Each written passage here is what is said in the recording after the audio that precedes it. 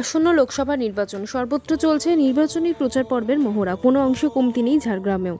তৃণমূল বিজেপির যুযুধান দুই পক্ষই, কিন্তু প্রচার পর্বের নিরীক্ষে বলাই যায় এগিয়ে রয়েছে তৃণমূল। উল্লেখ্য, ঝাড়গ্রামে শালবনী ব্লকের একটি অংশে রয়েছে ঝাড়গ্রাম লোকসভার অন্তর্গত, আরেকটি অংশে রয়েছে মেদিনীপুর লোকসভার অন্তর্গত। ঝাড়গ্রামের এবার লোকসভা তৃণমূল প্রার্থী কালীপদ সোরেন এবং মেদিনীপুর লোকসভার প্রার্থী জুনমালিয়া। এর আমরা শালবনী ব্লক তৃণমূল সভাপতি জ্যোতিপ্রসাদ মাহাতোর সঙ্গে একাধিক পঞ্চায়েত এলাকা প্রদর্শন এবং পর্যবেক্ষণ করে যেটা বুঝতে পারলাম যে এলাকার সাধারণ মানুষ রাজ্যের তৃণমূল সরকারের মাধ্যমে যে প্রকল্পগুলি বাস্তবায়ন হতে দেখেছেন এবং তার সুবিধা যেভাবে পেয়েছেন, তাতে করে তারা আসন্ন লোকসভায় মমতা বন্দ্যোপাধ্যায়ের পক্ষেই থাকছেন। জ্যোতিপ্রসাদ মাহাতো আসন্ন লোকসভা নির্বাচন নিয়ে যা বললেন এবং তৎসহ এলাকার সাধারণ মানুষের প্রতিক্রিয়া দেখুন জনতার দরবারে।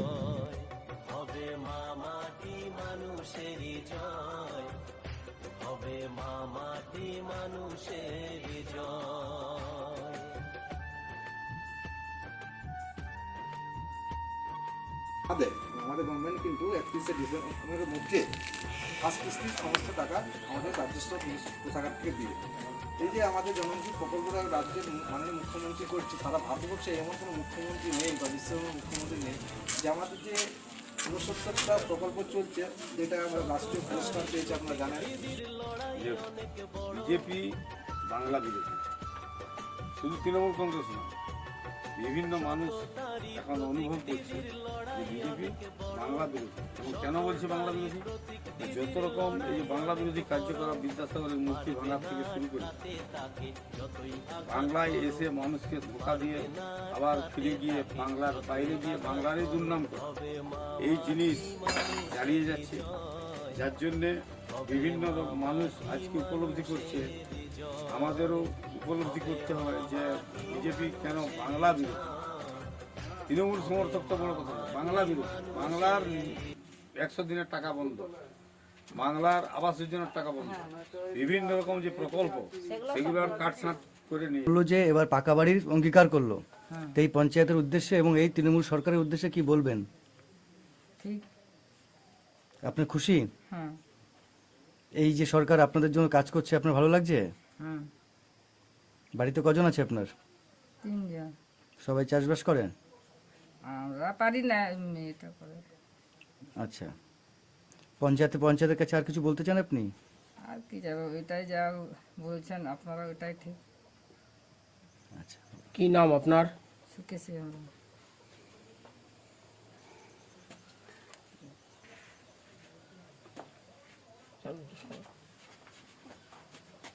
আপনারা আজকে এখানে এসেছেন হ্যাঁ। আবাস যোজনার নিয়ে হ্যাঁ। কি বলবেন এবং কি অঙ্গীকার করছেন আপনারা? আমরা বলতে গেলে টিএমসি যে বাড়িটা দিচ্ছে, সেই জন্য দিদিকেও অসংখ্য ধন্যবাদ জানাচ্ছি। এবং ওনারা যে পাচ্ছেন, ওনারা পাওনাদার মানুষ, যে মানুষটা আজকে এরকম কষ্টের মধ্যে দিয়ে আছে, ঝড় বৃষ্টি হলে বাড়ি পড়ে যাবে এরকম অবস্থায় আছে। আমরা যে আমাদের দিদি যে দিতে পারছেন, ওনারা যে পাচ্ছেন, তার জন্য দিদিকে অসংখ্য ধন্যবাদ জানাই। আর ওনাদেরকে বলবো যে আপনারাও দিদির সাথে থাকবেন। কি নাম আপনার? রানী মণ্ডল। আপনার ডেজিগনেশনটা কি পদে আছেন? আমি তৃণমূল ছাত্র পরিষদের সভাপতি আমাদের কলেজের।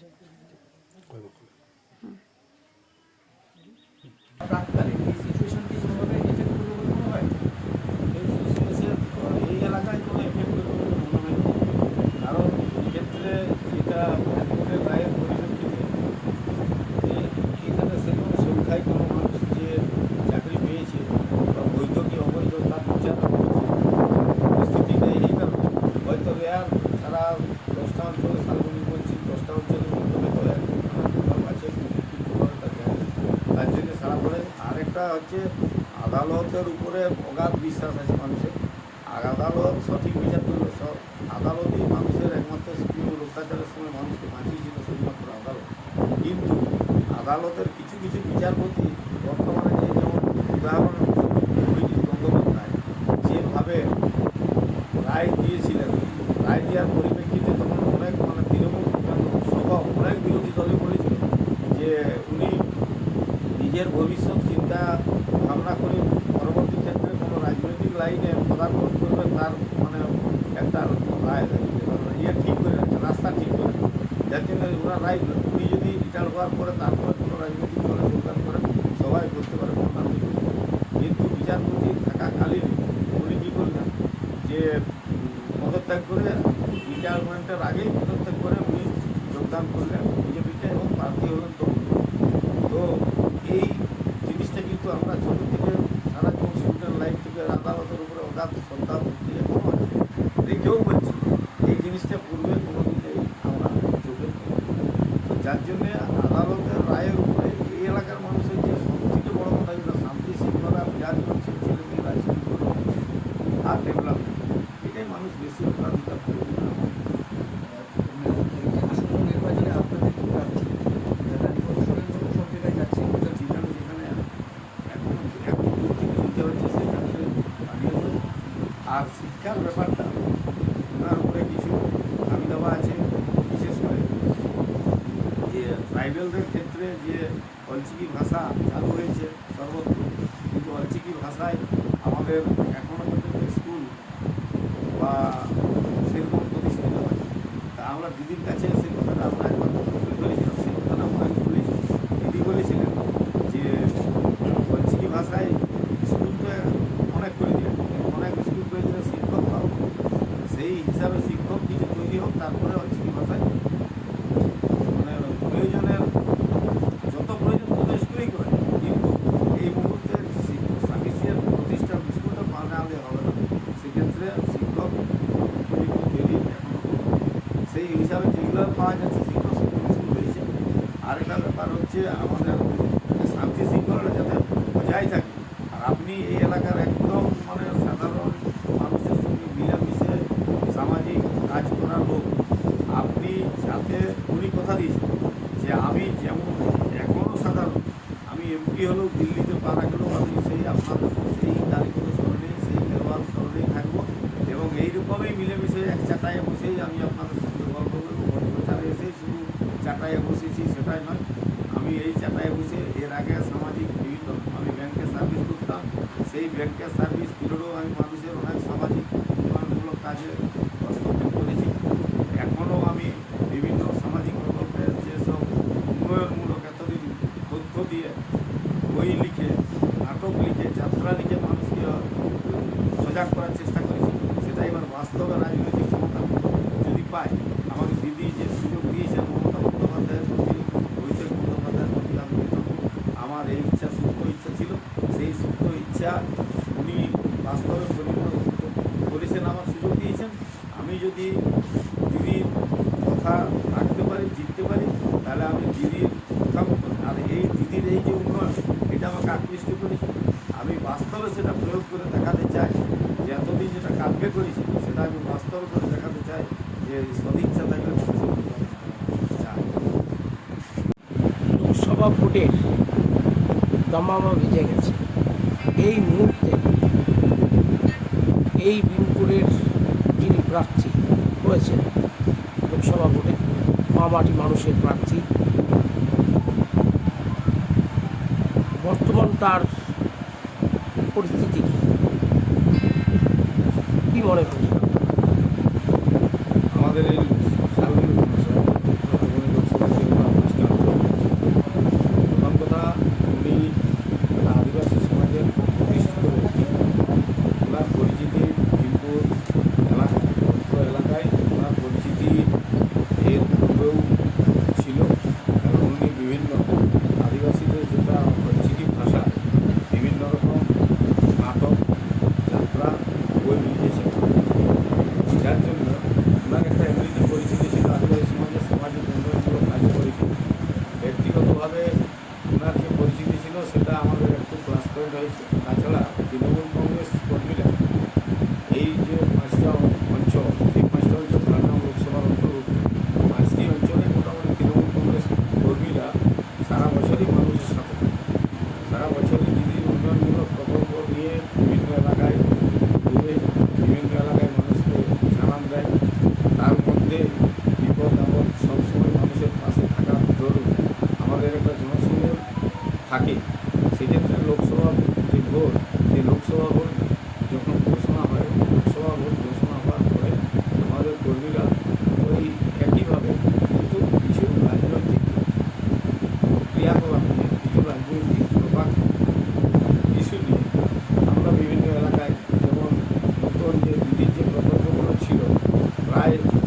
ধরুন না 763 ছিল, এখন প্রায় 80খানার মতো প্রকল্প, বিভিন্ন যে প্রকল্প সেগুলো মানুষ প্রত্যেকের পরিচিত পত্রিকা প্রকল্প।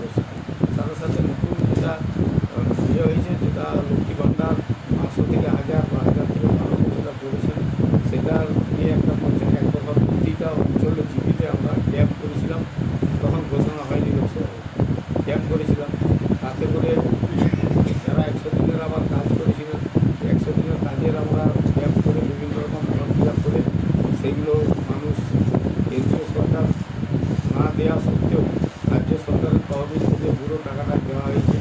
মানুষ পেয়েছেন যে 2-2.5 বছর যেটা 100 দিনের কাজ করার পরেও টাকা পান নিয়ে করে কেন্দ্রীয় সরকার না দেওয়ার জন্য এই যে কেন্দ্রীয় সরকারের বিমা ত্রিশূল ব্যবহার সে এবং বাংলাকে বঞ্চনা করার যে একটা প্রক্রিয়া শুরু হয়েছে, সেটা কিন্তু সাধারণ মানুষের মধ্যেও একটা সাড়া ফেলেছে।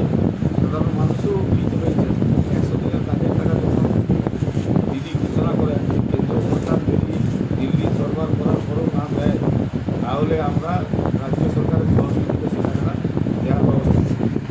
এটা সম্ভব নয়, এটা একটা মিথ্যা কথা বলছে। দিদি কী করে রাজ্য সরকার নিজের তহবিল থেকে পুরো টাকাটা দিবে? মানুষ কেন তৃণমূলকে ভোট দেবে? মানুষ তৃণমূলকে ভোট দিবে। প্রথম কথা, এটা জঙ্গলমহল এরিয়া। 10 সালে এইটা টোটালটাই ছিল মহামন্ত্রী অধ্যুষিত জনগণের কমিটির দ্বারা পরিচালিত, মানে নিয়ন্ত্রিত এই এরিয়া। যেহেতু লালগড়, এরপরে আমাদের লালগড় হচ্ছে মানে যেটা সেই বিগত খুব খারাপ পরিস্থিতি ছিল, সেই আন্দোলনের আজ এই বিপুল জনগণ তার থেকে বা 5 নম্বর লালগড়িয়া এর প্রভাব থেকে মুক্ত ছিল। পরবর্তী ক্ষেত্রে এই প্রত্যেক দিন আমাদের নিত্য নৈমিত্তিক ঘটনা ছিল। প্রত্যেক দিন কোনো জায়গায় মারা দুটো গ্লাস করে আছে, আজকে 5 নম্বরে, কালকে 6 নম্বরে, 3 নম্বরে, এরকম করে। সেই 11 সালে দিদি ক্ষমতায় আসার পর সেই যে শান্তি একটা বিরাজ করছে, এখন কোনো লাশ করছে না। ছেলে মেয়েরা প্রাইভেট টিউশনি করে কাজ করে ব্যবসা বাণিজ্য করে রাত 9টা 10টায় চলে যাচ্ছে। সেই পিরিয়ডে 6টার 5টার পরে কার পক্ষে বাইরে বেরোনোটা খুব জটিল পরিস্থিতি। একটানা 40-42 দিনও বন্ধ হয়েছে, গাড়ি বন্ধ, বাস বন্ধ, গাড়ি বন্ধ, যানবাহন বন্ধ, মানুষের যাওয়া আসা, যদি পরীক্ষা দিলে সেটা সম্ভব হয়ে দাঁড়িয়েছে। পরবর্তী ক্ষেত্রে সেই যে শান্তি, মানুষের একটা পূর্বদিন, সেই দিন যাতে না আবার ফিরে আসে, বা সাথে দুটো জিনিস কাজ করেছিল। সেই মাওবাদী যেমন জনগণের কমিটির বিভিন্ন রকম আন্দোলন ছিল, সাথে সাথে সিপিএমের হারমাত বাহিনীরাও আবার ক্যাম্প করে বসে, সশস্ত্র ক্যাম্প ছিল, সেখানে পুলিশ ক্যাম্প দেখেছিল। হয় জনসাধারণ কমিটি আছে, এদিকে হারমাত ক্যাম্প। এই হারমাত ক্যাম্প যে অত্যাচার করেছে, মানুষের ছাগল, মুরগি, যা চাষের জিনিস লুটপাট করে খেয়েছে। হারমাত ক্যাম্পের কাউকে রান্না করেছে, বাধ্য করেছে, ছেলে মেয়েদের অস্ত্র শিক্ষা ট্রেনিং দিতে বাধ্য করেছে। যার উত্তাল পরিস্থিতি আমাদের এই সামনে মাত্র 12 কিলোমিটার দূরে নেতায় এখানে ঘটনা আপনারা সবাই জানেন, সারা পশ্চিমবঙ্গের মানুষ জানেন কী ঘটনা, কী আতঙ্ক ছিল। তার থেকে মুক্ত হয়েছে একটা কারণ, 2 নম্বর কারণ হচ্ছে আমাদের এখানে এই অত্র এলাকায় জঙ্গলমহলে আপনার রাস্তাঘাটের খুব খারাপ শোচনীয় অবস্থা ছিল। সেক্ষেত্রে প্রচুর রাস্তাঘাট, এই ইদানিং তো আবার পথশ্রী প্রকল্পে, পথশ্রী 1, পথশ্রী 2, পথশ্রী 3 প্রকল্পে আমাদের 5টা অঞ্চলে অনেকগুলো পিচ রাস্তা হয়েছে। আর সাধারণত ছোটো ছোটো যে রাস্তাগুলো, যেগুলোকে গ্রাম বাংলায় কুড়ির রাস্তা বলে, গ্রামের ভিতরে, সেই রাস্তাগুলো প্রায় প্রতিটা রাস্তায় ঢালাই, কংক্রিট ঢালাই। পানীয় জলের সুব্যবস্থা হয়েছে। এখনও কিছু কিছু জায়গায় হয়তো একটু অসুবিধা আছে, সামান্য অসুবিধা আছে, এই কারণে হয়তো একটু দূর থেকে নিতে হচ্ছে, সেটাও আগামী দিনে আর থাকবে না। পানীয় জল সর্বোপরি এই এলাকার মানুষ মজুর, খাতার উপরে অনেকের নির্ভরশীল ছিল। সেক্ষেত্রে বিনা পয়সায় চাল এবং বিভিন্ন চিকিৎসার ক্ষেত্রে স্বাস্থ্যসাথী, এই যে প্রকল্পগুলো মানুষকে, এবং সর্বোপরি দিদির প্রকল্পগুলোর বিষয়ে মানুষকে অবহিত করার জন্য মানুষের দুয়ারে দুয়ারে আমাদের তৃণমূল কংগ্রেস কর্মীরা সারা বছরই যাতায়াত